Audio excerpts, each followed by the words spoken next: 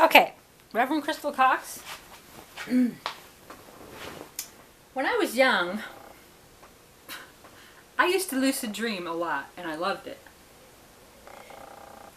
I would know that I was dreaming, and I could get up, and I could like break something in the dream and make it come back, and then also outer body. Like I would be napping, and then I would get up, and it would be like it was the same room, but the clock was different. And I'd go to the window, and there'd be a whole bunch of cars in the driveway that weren't ours and weren't supposed to be there. And that's how I'd get to the indicators to know that I wasn't really awake. You know, a dream within a dream. So I would walk back over to my body and lay back down on, or pretend to, and go back to sleep until I could wake up. And so now I want to be able to do it at will. And so I've been reading this book, Leaving the Body, A Complete Guide to Astral Travel, by D. Scott Rogo. And I'm just going to, I definitely recommend the book.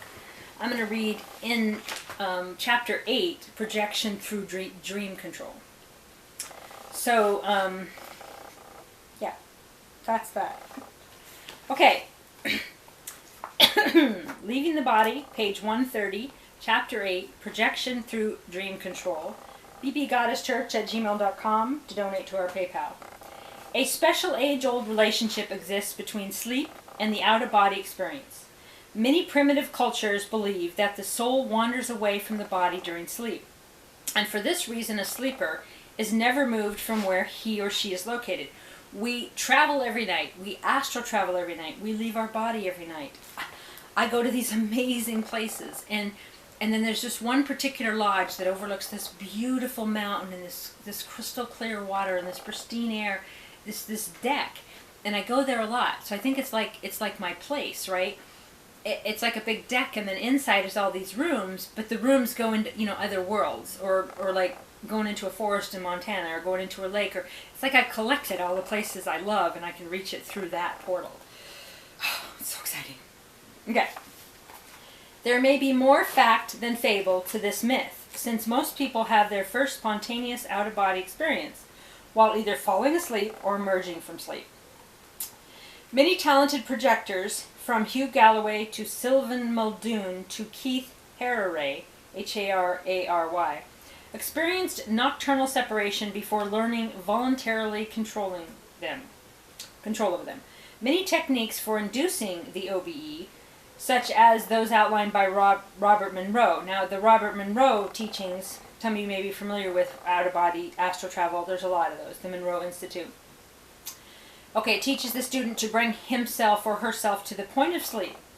Therefore, it makes considerable sense that the outer-body experience might most easily be induced from this state of unconsciousness. But how? How can the unconscious sleeper do anything to voluntarily leave the body? The answer comes through dream control. Okay, so background, this is called. This is my background pose. Okay, we're going into the background. We're going into the back investigation here. Few people realize that dreams can be controlled very easily. You have probably noted that your dreams are often influenced by what you do during the day, the people you meet, your interactions with them, and how you feel about your friends and relatives. Our relationship with people meaningful in our lives often dictate, on a symbolic level, what we dream each night. Yet, it is just as possible to control the content of your dreams through autosuggestion. If you go to sleep deliberately, concentrating on a certain person and theme, you will find in time that the unconscious mind will respond to the suggestions. The ultimate form of dream control is producing lucid dreams, in which you realize that you are dreaming, but do not but you don't wake up. How about that? Many people have this experience once or twice in their lives. The most common form of lucidity occurs during a nightmare, when the dreamer realizes the experience is unreal and orders him or herself to awaken. Most proficient lucid dreamers are able to remain asleep after making this identification, and can then go on to experiment with their dream environments. They can create all sorts of miracles barred from us in our real day-to-day lives. Who's to say which one's real, right? I oftentimes feel that the dream state's more real, and I wake up in this and I'm dense. I can't fly, I can't just concentrate on something, or wish a tool in my hand and then there it is, or just assume it's there. And I have a lot more control in dream time, so almost leads me to believe that this waking reality is actually the dream. The important thing to remember is that while some people are natural lucid dreamers, the ability can be developed and nurtured with practice. People who become aware that they are dreaming have rather remarkable control over themselves. The conscious and unconscious minds literally seem to merge. A curious finding along these lines has been made by Keith Hearne of Hull University in England. Hearne is Hearne, who has discovered that lucid dreams can be artificially induced in laboratory volunteers. Special clips attached to the dreamer's nose are electrically charged with the subject has entered into REM, rapid eye movement period, which denotes dreaming. So we're all going to wake up, right? We're probably all hooked up to that somewhere in the matrix, and we're just projecting this reality. We do project our reality. Okay, pulses sent through the clip alert the sleeper, who will wake up to the fact that he or she is dreaming. The sleeper can then signal back to the experimenter through a prearranged eye movement pattern that he or she is aware of the state. The research has now given investigators a method of directly interacting with the unconscious. All the stuff they do to examine all the things that us witches already knew and have done for lifetimes, and all the dimensions and all the, they have to break it all down into why does it work, how does it work, and then if we do it, then they want to burn us at the stake. So all of that old system going away. The experimental induction of the lucid dream may well be one of psychology's greatest breakthroughs. Researchers in the field of creativity hope to train lucid dreamers to create adventures for themselves that can serve as the basis for later plays and stories, while psychotherapists hope that a lucid dreamer can train him or herself to meet a dream helper, who will aid the dreamer in understanding the problems in his or her life and possible solutions to them. Parapsychologists are also keenly aware of the potential benefits that lucid dreaming might offer their own field. Many lucid dreamers report ESP experiences as part of their dreams, and some pilot work has been carried out to see if the lucid dreaming state of mind may be particularly conducive to ESP. A very special and empirical relationship also exists between lucid dreaming and the outer body experience. Most of the great projectors of the past were also lucid dreamers. Many of them even learned the art of astral projection as a byproduct of their experiment in dream control. Just why this curious relationship exists is not clear. There is a good reason to believe that unconscious factors play an important role in the ability to leave the body. Perhaps learning conscious control of one's unconscious mental processes is a critical factor in the ability to produce outer body experiences at will. This theory is supported by the fact that people who try to induce lucid dreaming sometimes also produce outer body experiences quite accidentally. As mentioned earlier, Sylvan Muldoon, Hugh Calloway, and many others claim that at least some of their outer body experiences were induced through the manipulation of lucid dreaming. The basic skill was to achieve a lucid or pre-programmed dream, direct themselves to leave the body, and then awake outside of it. Such a practice led Calloway to realize that the lucid dream could be used as a road to purely volitional control of the outer body experience. Lucid dreaming and the outer body experience represents forms of mental life divorced from the body. Although some lucid dreams may actually be disguised outer body experiences, these two phenomena seem to be discrete mental experiences.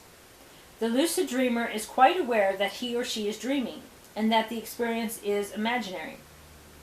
His or her awareness is dreamlike, sometimes fantastic. The astral projector mentally functions in a more concrete environment and is usually aware that he or she is definitely not dreaming. So it would be naive to claim that outer body experiences induced through lucid dreaming are merely dreams themselves. The best way to view the lucid dream, then, is as a stepping stone to the outer body experience, and not merely as a parallel phenomena existing side by side to it. As one attempts to control the unconscious mind during sleep and quasi-sleep, that is that state that in between, just right before you go to sleep, but you're remaining conscious and you're programming your mind of where you want to go, what you want to experience when you fall asleep. Or just programming your mind of what you want in your life in general. Lucid dreaming might be the first manifestation of this control. Outer body experiences may follow naturally. Learning to induce lucid dreams may well represent a very practical way of igniting spontaneous outer body experiences from which more formal and directional control may be established. The ability to lucid dream is not a mystical gift. A strange phenomena, yes, but not a paranormal one, since it is a potential that is open to all of us. It represents a perfect means of approaching the outer body experience. Okay, the next section is called the techniques. Looks like it's still recording. Before learning to induce lucid dreaming, you must learn to observe and control your dreams in general. The key is simple autosuggestion coupled with systematic observation. An excellent discussion on dream control comes from Patricia Garland, a San Francisco psychologist who is herself a lucid dreamer, in her book Creative Dreaming, which may be consulted for more elaborate discussion and suggestions. Here we are concerned just with the basics. After studying several systems of dream control and use taught in various independent cultures, Dr. Garfield suggests certain steps for learning formal dream control. Begin by reevaluating your attitudes toward your dreams. You must convince yourself, either through self-observation or academic study, that your dreams are important and meaningful to you and that you can learn from them. If you recall a dream upon waking, don't ignore it. Try to analyze it and see what messages it holds for you. Once you have realized the importance of your dreams, you can begin to experiment with influencing them. If you respect your dreams, they will respond. The basic technique is to give yourself suggestions before you go to sleep that you will subsequently dream about a certain person or subject. If you practice regularly, you will note your suggestions being incorporated into your reveries. Garfield specifically suggests that you may wish to put your dream intention into a phrase. Relax, repeat, and visualize its fulfillment. A phrase such as, "Tonight I will dream about my friend so-and-so," will suffice. When you go into bed, in other words, don't just drift off to sleep. Prepare yourself for your dreams. Set your intention. And this is important for every moment of every day, really. What is your intention? What outcome do you want? What are you afraid of? What are you worried about? What is the best case scenario?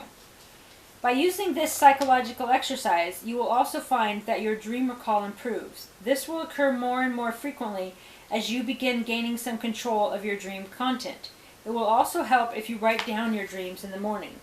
The best way is to lie still when you wake. Just rest there and try to remember what you've been dreaming. If you can't remember, change positions. For some reason, this occasionally ignites dream recall.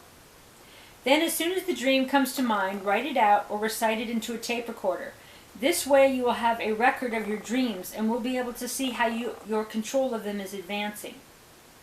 You might find that dream memories will start coming back spontaneously during the day, usually sparked by something you see or hear that is similar to what you dreamed the night before.